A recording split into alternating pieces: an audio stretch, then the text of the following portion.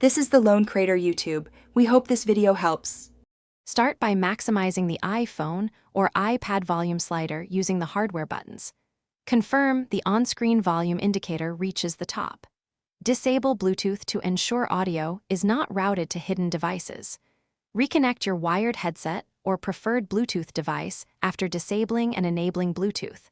If audio still seems low, end the FaceTime call and start a new one immediately. Restarting the device can clear transient audio routing bugs and restore normal volume. Open Settings, then Accessibility, and go to Audio/Visual to adjust audio behavior.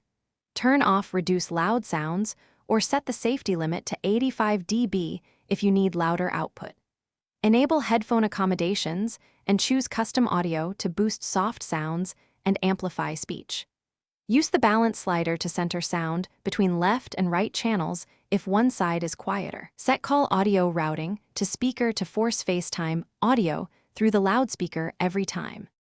Physically inspect and clean built-in speakers to remove dust or lint that muffles audio. Remove protective cases that obstruct speaker ports before making another FaceTime call. Try a wired headphone if Bluetooth output remains low for immediate louder sound. Cast FaceTime audio to a HomePod or to a Bluetooth speaker for much higher volume and clearer voice. Position your device about 3-5 inches from your ear if you are not using headphones or an external speaker. Thanks for watching. Consider subscribing if we helped you.